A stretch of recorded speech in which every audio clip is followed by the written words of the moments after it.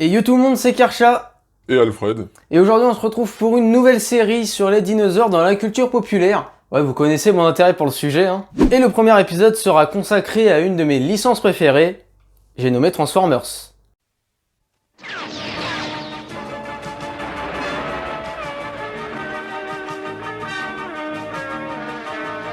Transformers, more than meets the eye. Autobots wage their battle to destroy the evil forces of the Decepticons. The Transformers, robots in disguise. The Transformers, more than meets the eye. The Transformers. Bon alors moi j'ai découvert Transformers quand j'étais gamin avec les DVD, hein. Imaginez, vous êtes un gosse, et vous voyez des robots qui se transforment et qui font la bagarre en plus, mais c'est génial. Avant de rentrer directement dans le sujet de la vidéo, laissez-moi vous présenter ce que sont les Transformers. Transformers étaient à la base des jouets japonais appelés Diaclone. Ces jouets n'eurent pas un grand succès jusqu'à ce que Hasbro rachète les jouets pour les commercialiser à une plus grande échelle. Suite à cela, l'entreprise décida de créer un univers pour ses figurines afin qu'elles se vendent mieux. C'est comme ça que naquit le comics Marvel publié en 1984, puis ce fut au tour du dessin animé la même année. C'est donc ce dessin animé que j'utiliserai comme exemple lors de cette vidéo. Mais justement, de quoi parle ce dessin animé? Il raconte la guerre entre les Autobots, les gentils, et les Decepticons, les méchants. Ces robots viennent de la planète Cybertron et s'écrasent sur Terre après avoir fait la bagarre dans le vaisseau des Autobots. Ils seront plongés en stage jusqu'à leur réveil en 1984 pour refaire la bagarre. Bon là je vous parle d'Autobots, de Decepticons, mais ça serait peut-être mieux que vous puissiez mettre des noms sur les personnages des deux camps. Bon, pour en citer quelques-uns, pour les Autobots, on peut noter le leader Optimus Prime, Bumblebee, Ironhide, Ratchet le médecin, Jazz le lieutenant, ou bien Wheeljack, mon petit préféré chez les Autobots. Concernant les Decepticons, on peut citer le leader tyrannique Megatron, Starscream, mon personnage préféré, Soundwave, Shockwave le scientifique, Thundercracker, ou bien Skywarp. Attends, c'est bien joli, on voit que t'adores, mais c'est quoi le rapport avec les dinosaures? Et bien justement j'y viens. Dans les deux camps on peut retrouver des groupes de personnages qui se démarquent un petit peu du lot. Chez les Decepticons on peut notamment trouver les Constructicons ou les Insecticons. Mais le groupe qui nous intéresse aujourd'hui se trouve chez les Autobots. Ce groupe se nomme les Dinobots et il est composé de 5 personnages. Grimlock, Slag, Sludge, et plus tard il y aura ensuite Snarl et Swoop. Je vais maintenant vous parler de leur origine qui diffère un petit peu selon les continuités.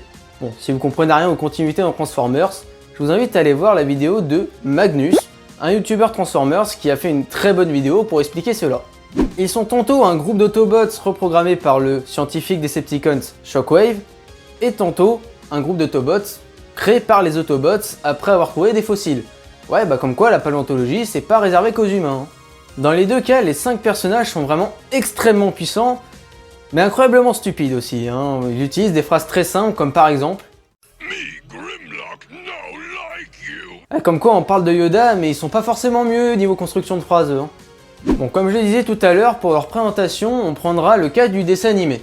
Les Dinobots reprennent le cliché des dinosaures stupides, hein, qui était assez répandu à l'époque, mais quand t'es gamin, bah ça fonctionne bien et c'est assez drôle. Concernant maintenant leur transformation, qui est quand même la caractéristique la plus importante des Dinobots, eh bien, Grimlock se transforme en Tyrannosaurus Rex, Slag en Triceratops, Sludge en Apatosaure, Snarl en Stégosaure, et Swoop en Pteranodon. Bon là, si rien ne vous a choqué dans ma phrase, je vais la remettre, écoutez bien. Grimlock se transforme en Tyrannosaurus Rex, Slag en Triceratops, Sludge en Apatosaure, Snarl en Stégosaure, et Swoop en Pteranodon. Bon, vous l'avez vu le problème? Un Pteranodon fait partie des Dinobots. C'est presque aussi logique que si je disais Optimus est le leader des Decepticons, ça n'a vraiment aucun sens. C'est d'ailleurs ce point qui m'a donné envie de faire cette vidéo, hein. Mais juste qu'on soit d'accord. Les Autobots sont censés être des êtres supérieurs, capables de voyager dans l'espace, capables même de créer leurs semblables. Mais ils sont pas capables de demander de l'aide à un guide de musée ou à un livre pour savoir justement que le Pteranodon n'est pas un dinosaure. Expliquez aux gens parce qu'ils savent pas faire la différence après. Bah ouais, c'est pour la même chose, quoi. D'ailleurs, je tiens à vous présenter les créateurs des Dinobots et qui sont à l'origine de cette grossière erreur, Wheeljack et Ratchet.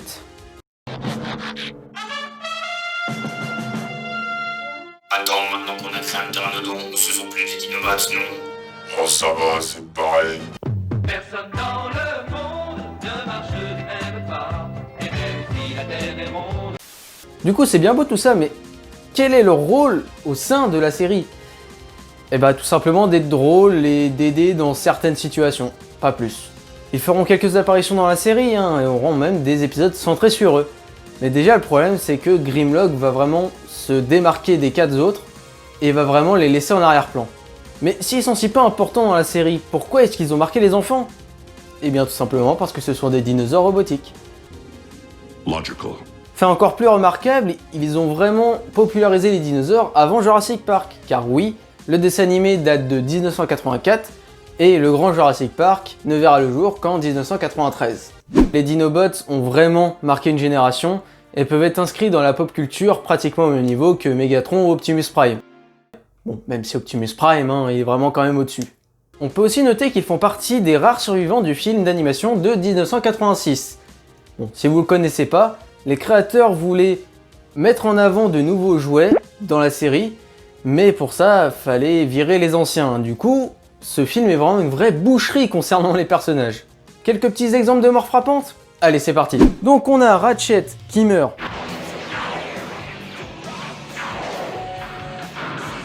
Ironhide qui meurt. Such heroic nonsense. Wheeljack qui meurt. Starscream qui meurt.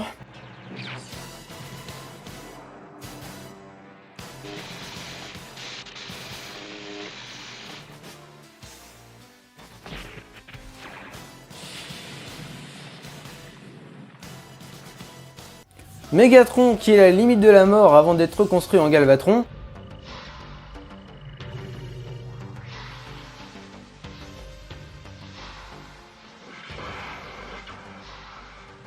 Behold, Galvatron.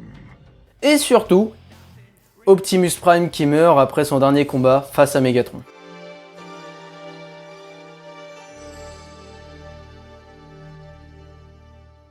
Oh mais vous inquiétez pas, les Dinobots ils vont bien, ils se battent un petit peu au début, après ils vont faire quelques blagues, pour contraster avec l'ambiance de mort ultra lourde pendant ce film. C'est pas super gay ton film là, c'est pas censé être pour les gosses? Si, c'est censé être pour les gosses, hein, mais même moi, dis-toi, quand j'ai vu la première fois ce film à mes 16 ans, j'étais vraiment pas bien. J'ai même lâché une larme à la mort d'Optimus Prime. Et qu'est-ce qu'on fait quand on a quelque chose qui marche et qui est cool? On le gage dans un film, bah oui, logique! Les Dinobots apparaissent dans Transformers 4, l'âge de l'extinction, où ils apparaissent vraiment très peu dans le film, hein, en fait juste à la fin. Déjà, c'est pratiquement plus les mêmes persos. Bon, on a Grimlock, le Tyrannosaurus Rex, Slag, le Triceratops, mais en plus on a Scorn, le Spinosaurus, et Straff, le fucking Pteranodon, à 2 têtes et à 2 queues. Bon, j'en connais qui seraient jaloux. Hein. Le design des bébêtes est vraiment spécial, voire vraiment dégueulasse. Hein. Déjà, un Spinosaurus a 3 crêtes. Si vous êtes déjà choqué par le Spinosaurus d'Ibrahim Nizar, là vous allez pas être déçu. Mais en plus, le combo Pteranodon à 2 queues et 2 têtes, c'est non. C'est non. C'est bon, t'es calmé? Non, c'est juste le début là. Et si on trouvait les Dinobots très peu utiles dans le dessin animé, là c'est encore pire, ils sont vraiment anecdotiques. Ils apparaissent à la fin pour le climax, pour qu'Optimus fasse le chevalier là sur son T-Rex. C'est vraiment un gros doigt de Michael Bay à tous les fans de la licence. Hein. Mais bon, ça a fait vendre des figurines. Pour le bien de la franchise, il nous fallait des dinosaures. Me demandez pas pourquoi, ce fut une illumination quand j'ai vu Jurassic Park. Très bon film d'ailleurs, je le conseille. Là, il y a Gérard Dusson qui me dit « Mais il y en a de Transformers, c'est incroyable quand j'ai des visions comme ça. » Du coup, je me suis dit « Il me faut des robots dinosaures samouraïs. » Pardon? Oui, laissez-moi vous expliquer. Les samouraïs, c'est cool, et les dinosaures aussi, donc on va tout combiner, et les utiliser 10 minutes dans le film. Après ça, on filmera des jolies filles et des voitures, pour que l'histoire soit cohérente. C'est ça, une bonne utilisation des dinosaures robots, pour avoir un max d'argent. Bon, je sais que les fans vont gueuler parce qu'on les verra pas assez longtemps, donc j'ai décidé de mettre plein de méchants inutiles, histoire de compenser et avoir plus d'argent. Et dites-vous que c'est encore pire dans Transformers 5 qui est déjà une bouse atroce, hein, car ils disparaissent carrément au milieu du film. Quelle indignité. Hors du cas des films de Michael Bay, les Dinobots restent des personnages marquants de Transformers et ont fait marcher l'imagination des gamins comme moi. Ils ont grandement contribué à la popularité des dinosaures chez les enfants avant que Jurassic Park le fasse à plus grande échelle. Comme c'est mignon. Oh c'est bon, tais-toi hein. Ce sera tout pour cet épisode qui me tenait vraiment à cœur, je pense que vous avez pu l'entendre. Mais ce n'est que le premier épisode de cette série des dinosaures dans la pop culture, car le prochain épisode sera sur une licence beaucoup plus connue que Transformers. Avant de finir cet épisode, j'aimerais vraiment remercier Edouard Dino, qui est un membre de la Palosphère, et qui a prêté sa voix pour les doublages de cet épisode. Je vous mets le lien de sa chaîne en description. Il fabrique des trucs super stylés avec ses mains, il les met en scène dans un univers assez décalé. Vraiment, allez voir, ça vaut le coup. Et du coup maintenant, moi et Alfred, on va vous laisser. N'hésitez pas à liker, commenter et partager. Et sur ce, on vous dit à plus dans un autre temps.